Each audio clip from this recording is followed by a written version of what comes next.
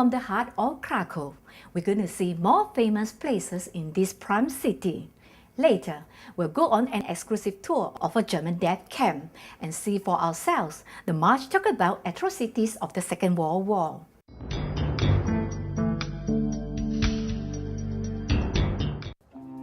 Not far from the Barbican stands the famous Wawel Hill at 228 meters above sea level. On it lies a group of historic buildings, the prime ones being the Royal Castle of the Monarchs and Wawel Cathedral, which stand adjacent to each other. This site is a major attraction for all visitors in Poland. Just standing outside the grounds, I feel in awe of its majestic presence. It is a huge solid structure with thick walls and high barricades.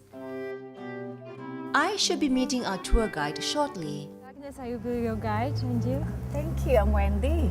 Yes, it's one of the most beautiful sites in Krakow. It is on the UNESCO Heritage list. The earliest evidence of wooden structure dates back to the 9th century, an earlier stone building in the 10th and 11th century. And this is the commemorative statue of Tadeusz Kościuszko. For most of the Middle Ages and the Renaissance, Wawel was the leading political and administrative center for the Polish state. The religious structures also indicate that many religious functions were held here too. This status was only lost when the capital was moved to Warsaw in the 17th century. And after the Second World War, we became a truly independent country. We had a short period of independence between the Second World War and the First World War in 1819. And this commemorative statue is to celebrate Tadeusz Kościuszko, and his grave is also here on the Wawel Hill. Wawel means ravine in Polish. Perhaps it was so called because of the limestone hill abounds in caves. The capital was moved into Warsaw from Krakow in the 17th century. And during the Second World War, was this building been destroyed? No, the Wawel Castle wasn't destroyed during the Second World War. Some of the valuable things were robbed. The design of the internal sculptures, stuccos and paintings were carried out by some of the most renowned artists and architects of the era, including George Pence. Days can become quite a rush on a planned tour like this, and one of the things I treasure most in my travels is the little pockets of time I get to just wander around a new place in between the scheduled sites. Like these stalls here on my way to the River Vistula. Let's see if there's anything interesting. It's quite big.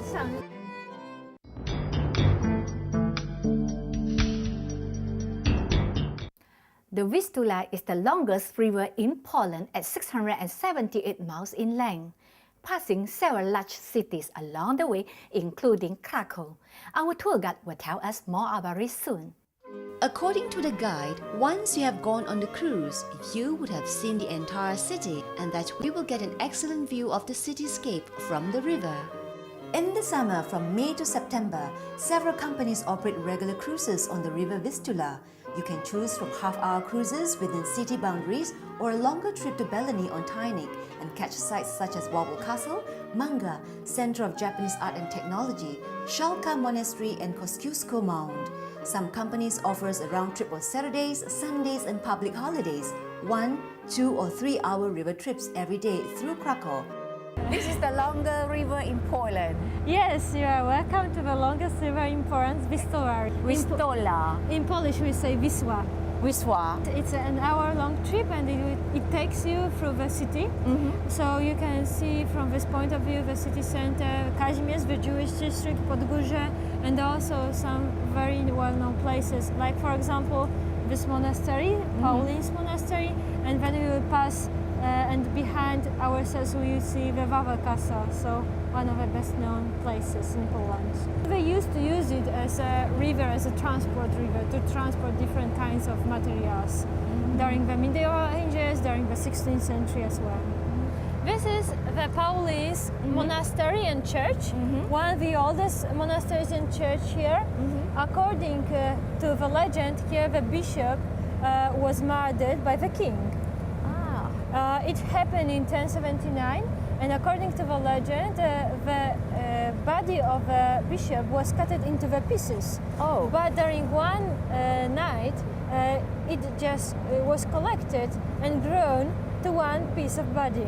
So it became the symbol when the Poland was divided into the pieces between the three states, that Poland will be independent again as an independent country. And the body of a bishop is in the cathedral on the Wawel hill.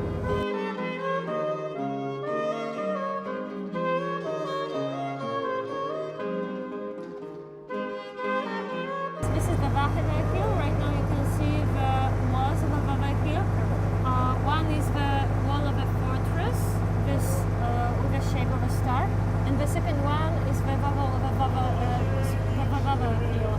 So you can see the two stages. One is the white one, stones that are nearby, and then another one is a brick one. The city sights are like a picture in motion from the river. Every old building seems to have its own legendary tale. You can enjoy a meal while enjoying the scenery of the riverside. The boat is a double-decker and there's a cafe on each deck. For those who love the sun, they can be on the upper deck. The deck below is air-conditioned, while the top deck is open air.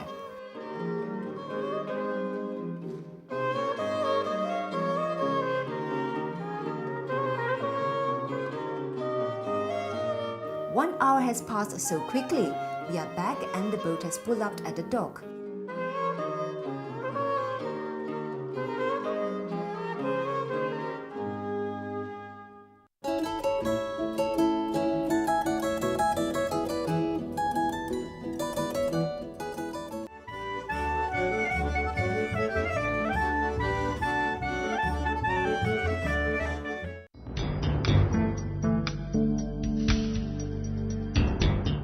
We are told that a convocation ceremony is going to be held today. We decided to pay a visit. We chanced upon Hagellonian University while driving to our next site. Upon learning that a convocation ceremony was going to be held today, we made a spontaneous decision to visit the university and stay for the occasion. As I have some time before the convocation ceremony starts, I'm taking a walk around the campus. I managed to have a quick peep into the library and museum. This university was established in 1364 by Poland King Casimir III the Great. It is one of the oldest universities in Europe, and it was formerly named as Krakow Academy or Krakow University. In the olden age of this university, School of Mathematics and Astrology flourished. Based on the statistic by November 30, 2009, total number of students was up to 44,959 people.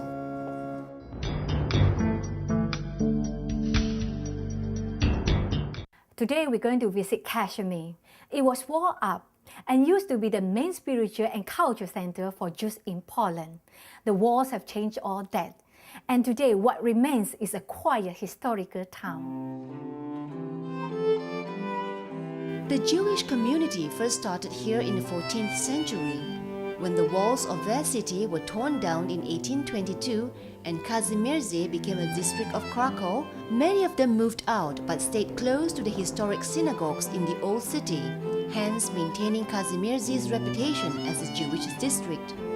Since then, Krakow Jewish community has resettled in many other centers in the city, and during the Second World War, many of them perished in the Nazi concentration camps.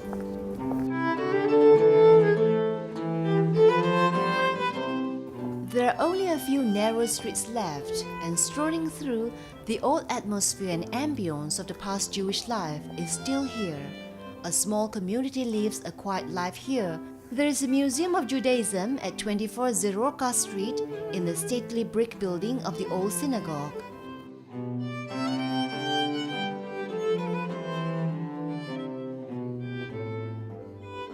There is a market with fresh produce patronized exclusively by the Jews. The best way to know about the locals is from their lifestyle. Tonight I'm going to experience the best authentic cuisine in town. After all that walking during the day, there's nothing better than a quiet dinner at a nice restaurant. And how about tasting some traditional dishes? Right from the entrance of the restaurant and the warm welcome, the ambience of the place is totally Polish, from the language, the staff costume, the decoration, and music in the air. In our country, it is rare to see people dance in restaurants, but it is common here. They would just stand up and dance to a good tune wherever they are. It must be in their blood.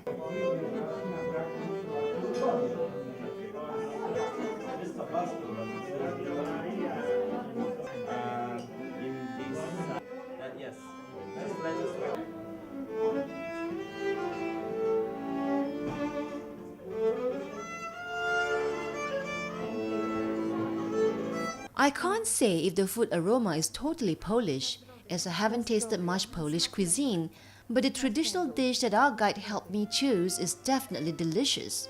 And the music played at our table is so beautiful and soothing, it makes the food taste even better.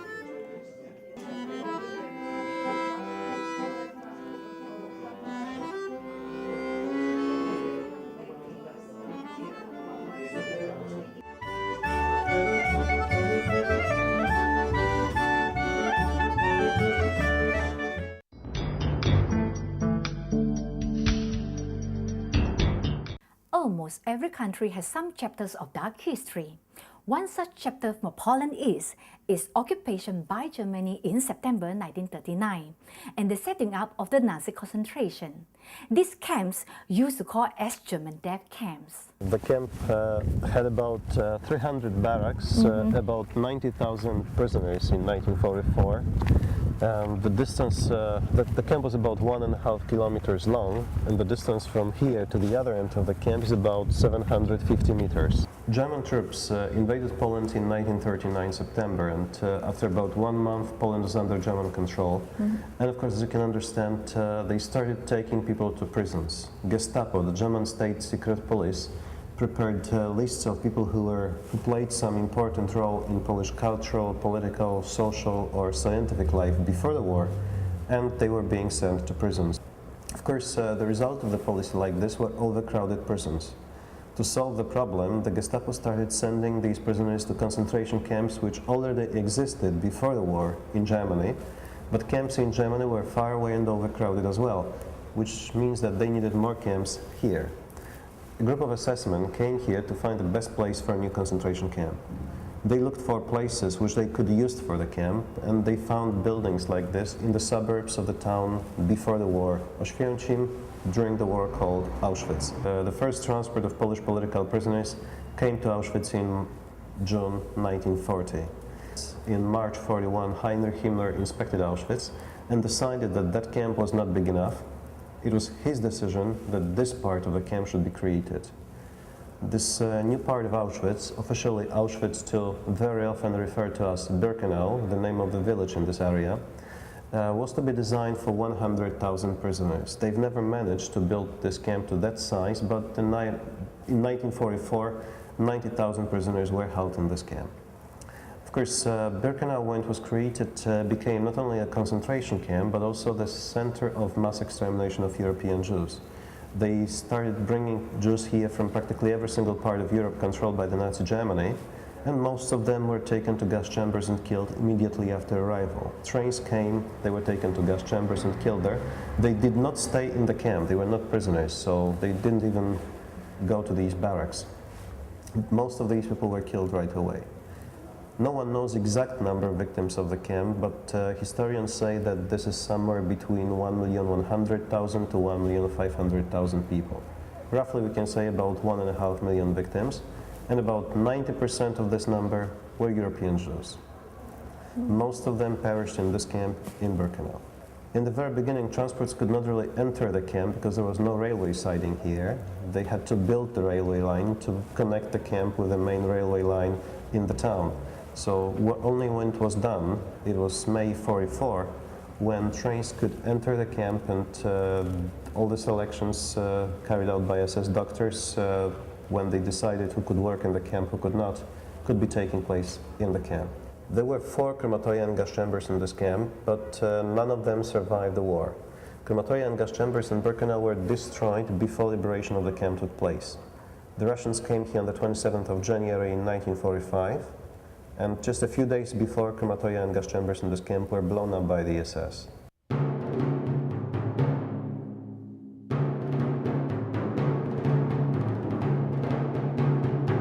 It was nearly 300 barracks in this camp, all sorts of buildings, the barracks for prisoners, toilets, kitchens, and also warehouses, place where they kept all the luggage of people who were deported here. Right. The luggage was being sorted and after some time shipped out of the camp to Germany. In 1942, first year of existence of Birkenau, it was really only the section of the camp on the left side of the platform. The platform itself did not exist, only this section of the camp existed, the one on our left. Later, 1943, they started building the section of the camp on our right-hand side, and in 1944 they continued expansion of the camp further. So it was under constant expansion, and this is also the reason why the number of prisoners in this camp was increasing all the time. They had more barracks for them. So in 1944 summer, the number reached the highest figure, about 90,000 people. We are about to visit the largest of these camps, the Auschwitz complex, situated about 50 kilometers west of Krakow and 286 kilometers from Warsaw. This is an exclusive guided tour, which is a rare opportunity. I had never thought I would be setting foot on a German death camp, and I'm actually quite anxious and excited at the same time. Standing before the camp leaves me with a feeling of awe at the sight of the huge complex. Of course, this is one of the barracks which was used for prisoners. As I told you before, the barracks were originally designed as stables for 52 horses, about 400 prisoners in one building. It means that about 5 prisoners stayed on one shelf of these bunks. In the center of the building you can see the heating system, which of course was intended to warm this place up. But the problem with the heater was prisoners needed wood or coal to make the fire, and of course this is exactly what usually they did not have enough. The supply of wood or coal to the barrack, twice, 3 times a week, was not sufficient to maintain big fire for the entire night. Winds could easily penetrate these buildings, so it was really very cold inside these barracks in winters. Many prisoners suffered from frost bites or simply froze to death in winter at night when they were falling asleep and waking up in the snow in the morning, or simply not waking up, as I just told you. Oh my God. What is the temperature could be at that time? In centigrade scale, the temperatures could fall to 20-25 degrees below zero. Below zero. Oh, this is a water pipe. So big. This was a water supply to this washroom. Oh, okay. There were 3 long troughs, like for cattle, standing here. And the other part was a toilet, latrine, where you satisfy your needs. Oh, so this actually is toilet bowl? Yeah, about 200 prisoners could be here together. 200 people can use this facility at the same time. For the first months, when the camp was built in 1942, they didn't have toilets and sewage system, and there was no water supply to the camp. So prisoners had no water for washing. Since there was no sewage system, there was a group of prisoners who were taking all this dirt out of the camp later. Everything was done by prisoners. The result of this situation, which continued for months, was that in the summer of 1942, there was a huge epidemic of typhus in the camp, and it's simply the disease decimated prisoners in the camp. Of course, this was one of the major problems for the administration of the camp, because the operation of the camp was disrupted. They killed all the sick prisoners then, and later they tried to improve the sanitary situation in the camp, building toilets, washrooms, and installing some facilities for delousing. But of course, all these measures were not very successful, because the number of prisoners being sent to the camp continued to increase. We're now going to see the place where SS doctors carried out selections. These doctors were to make decisions who could work in the camp, who could not. And of course, those who could work, young men and women, were placed in the camp immediately. And others who could not work, elderly people, little children, pregnant women, people like this, they were sent along the road towards the end of the camp, and they were sent to gas chambers and were killed right away. So the whole process could be really quick. The trains came, they were unloaded from the train, selection took place, and most people were killed right away. We have just heard about the preparation for the gas chamber. Do you want to know how the prisoner was sent into the gas chamber and what the gas chamber looks like? We shall see all this in next episode. Question 1. The longest river in Poland is A. River Oder, B. River Riga, C. River Vistula. Question 2. The town Auschwitz-Birkenau German death camp is located at A. Lublin, B. Chelmno, C.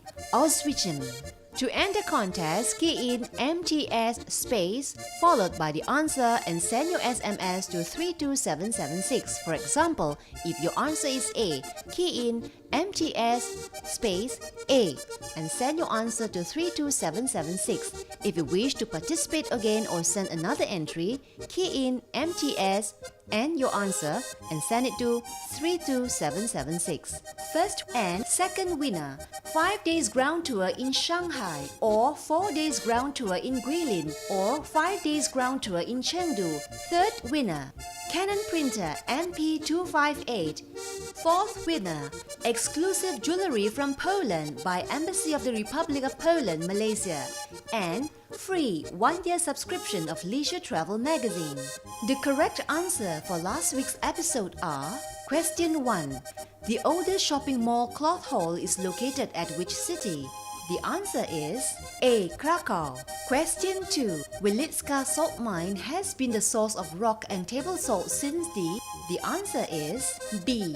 13th century. You stand a chance to win a grand prize of a 8 days tour in Europe. The ultimate 8-day 6-night New Europe Explorer, Prague, Bratislava, Budapest, Vienna, Salzburg, Innsbruck, Frankfurt, Hosenwanga Village. Grand prize second winner, a Canon digital camera XS200IS. They were told that they were going to take a shower, to undress and leave their clothes on numbered hooks. They were ushered into the shower, which was actually the gas chamber using Zyklon B gas. They would be dead in 20 minutes. Well, this is a material made from human hair. Looking close against the light, you can see clearly hair coming out of it. Abusta? Okay. Okay. Wrong, what is wrong? But wrong, the bear. Oh.